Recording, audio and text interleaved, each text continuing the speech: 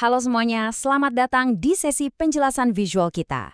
Nah, coba bayangkan saya ini manajer senior kalian untuk beberapa menit ke depan. Hari ini kita bakal membedah sebuah buku pedoman definitif buat nyiptain stabilitas keuangan jangka panjang untuk bisnis kalian. Udah siap? Oke, mari kita selami ini bersama-sama. Agenda kita hari ini cukup padat tapi sangat krusial. Kita akan ngebahas hakikat risiko dalam bisnis, gimana cara ngitung nilai harapan dan variansi, membaca kurva distribusi normal, mengatur strategi asuransi, dan pastinya kekuatan dari diversifikasi. Kita ubah teori rumit ini jadi panduan bertahan hidup praktis buat bisnis kalian. Kita langsung masuk ke bagian pertama, hakikat resiko dalam bisnis. Hal paling mendasar yang harus kita sadari adalah ketidakpastian itu absolut, nggak bisa dihindari. Tapi resiko itu sendiri sebenarnya sepenuhnya bisa diukur. Coba deh pikir, apa kalian bisa memprediksi datangnya badai secara presisi? Pasti nggak bisa kan? Di dunia bisnis, pasar yang nggak terduga itu persis kayak cuaca buruk. Kita benar-benar nggak bisa mencegah badai datang menghantam toko kita. Tapi kita pastinya bisa nyiapin fondasi dan payung jauh-jauh hari sebelum hujannya turun. Nah, buat masang radar deteksi badai ini, kita harus bisa ngebedain dua kondisi. Pertama, peristiwa berisiko. Ini tuh ketika probabilitasnya jelas, kayak peluang 50-50 pas kita melempar koin.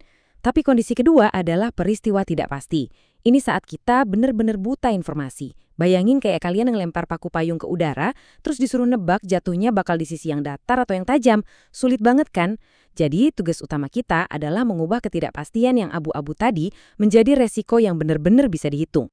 Sebagai manajer kalian nih, saya kasih satu tips yang sangat praktis. Pastikan kalian bisa ngebedain antara risiko langsung dan risiko tidak langsung. Misalnya, ada fluktuasi atau naik turunnya harga bahan baku. Nah, itu risiko langsung. Terus ada risiko tidak langsung, yang imbasnya kerasa ke total pendapatan atau nyawa bisnis kalian secara keseluruhan. Terkadang ya, kita tuh harus rela menoleransi kerugian kecil pas beli bahan baku demi mengamankan hasil yang lebih besar, yaitu mastiin toko kita nggak sampai gulung tikar. Oke, kita lanjut ke bagian 2, menghitung nilai harapan dan variansi. Jangan panik dulu dengar istilah matematika ya. Ini tuh ibarat instrumen navigasi di kokpit pesawat kalian.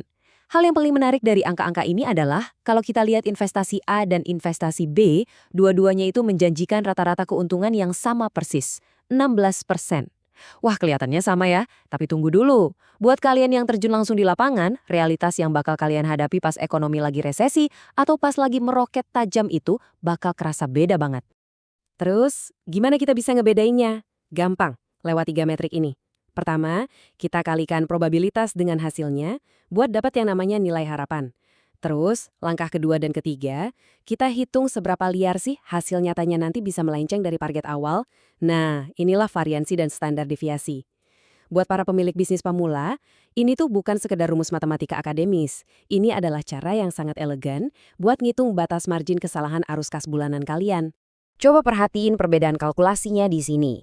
Investasi A, standar deviasinya ada di 19,6%. Sementara investasi B, wow, melonjak liar sampai 32%. Coba bayangin ini kayak strategi perputaran barang di toko kalian. Strategi B mungkin kelihatan menggoda banget pas pasar lagi rame-ramenya. Tapi variansi yang tinggi itu secara harfiah berarti bulan ini kalian bisa untung gede-gedean, bulan depan kas langsung kosong melompong sampai ndak bisa bayar gaji karyawan. Ingat, stabilitas itu jauh lebih berharga daripada potensi keuntungan besar yang cuma numpang lewat. Sekarang, mari kita beralih ke bagian 3, membaca kurva distribusi normal. Lalu, gimana cara kita meletakkan angka-angka tadi ke dalam bentuk visual biar kebayang? Nah, kenalan nih sama 3 angka ajaib, 68, 95, dan 99,74%. Ini tuh kompas kalian di kurva distribusi normal. Angka-angka ini nunjukin probabilitas statistik kalau pendapatan bisnis kalian bakal jatuh persis di dalam batas 1, 2, atau 3 standar deviasi dari target harapan awal kalian. Buat apa sih kurva ini? Ini mengilustrasikan satu hukum besi. Semakin kecil standar deviasi yang kalian punya, semakin sempit pula kemungkinan munculnya kejutan finansial yang bikin pusing. Kurva ini ngasih kalian semacam pijakan prediktor untuk melihat kestabilan masa depan, sehingga kalian bisa tahu persis seberapa buruk sih kondisi terburuk itu jauh sebelum krisis benar-benar kejadian. Kita melangkah ke bagian 4, strategi asuransi untuk usaha. Setelah kita jago nebak dan mendeteksi datangnya badai, sekarang waktunya kita membangun benteng pertahanan. Pertanyaan paling praktis dan penting buat pemilik usaha kecil adalah, Berapa sih premi asuransi yang wajar dan pantas buat dibayar? Keputusan memilih asuransi itu ibarat mutusin buat beli payung darurat pas awan udah mulai gelap. Jadi, poin krusialnya begini. Mari kita hitung secara objektif. Misalnya, kalian punya properti toko seharga $100.000. Probabilitas terjadinya musibah kebakaran total di area kalian itu 1%. Nah, nilai harapan titik impas matematis kalian adalah 100.000 dikali 1%. Hasilnya tepat $1.000. Itu adalah batas acuan netral yang harus kalian pegang. Tapi tunggu dulu, pas datang ke agen asuransi, ternyata mereka menagih $1.150. Apa kita dirugikan? Absolutely enggak. Buat manajer yang rasional dan mau mengamankan operasionalnya, selisih ekstra $150 itu adalah harga yang sangat menguntungkan. Pemilik usaha yang cerdas pasti dengan senang hati membayarnya demi bisa tidur nyenyak, karena dia tahu batas matematisnya, dan dia yakin satu insiden kebakaran nggak akan langsung menamatkan riwayat bisnisnya. Akhirnya kita sampai di bagian 5, kekuatan diversifikasi investasi. Pertahanan aktif kita yang terakhir dan gak kalah penting adalah diversifikasi. Kita semua tahu menaruh semua telur di satu keranjang itu sama aja bunuh diri. Coba bandingkan pilihan penempatan dana darurat ini. Saham C menjanjikan imbalan 7% dengan resiko 10%.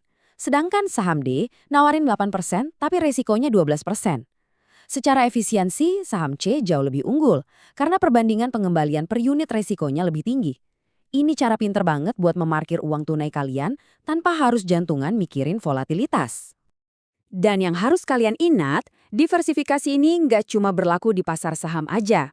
Secara cermat memilih dan menyebar operasional bisnis di wilayah geografis yang berbeda, itu kuncinya.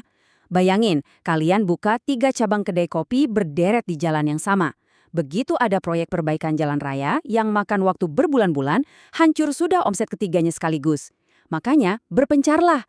Fluktuasi atau masalah lokal di satu kota harus bisa ditutupi oleh keuntungan yang stabil dari cabang kalian di kota lain. Nah, untuk merangkum semuanya, ini adalah daftar periksa operasional mingguan buat kalian ngebaca profil risiko secara rutin. Pastikan kalian selalu mengidentifikasi dan mengukur probabilitas kejadian buruk, cari celah buat berbagi risiko itu, beli asuransi bencana yang spesifik, terus diversifikasikan wilayah dan investasi kalian, dan pastikan kalian berani keluar modal buat hal-hal operasional yang bisa mengurangi peluang kerugian sehari-hari. Sebagai penutup, saya mau ninggalin kalian dengan satu pertanyaan buat direnungkan. Apakah bisnis kalian saat ini benar-benar udah punya payung perlindungan yang kuat, atau kalian cuma lagi duduk diam berharap langit bakal terus cerah? Ingat, stabilitas finansial itu bukan sekedar keberuntungan lolos dari krisis. Ini soal seberapa presisi kalian mengukurnya dari hari ini. Lakukan perhitungannya, terapkan strateginya sekarang juga, dan amankan masa depan usaha kalian. Terima kasih udah ikutan nongkrong dan belajar bareng di sesi penjelasan visual ini. Sampai jumpa!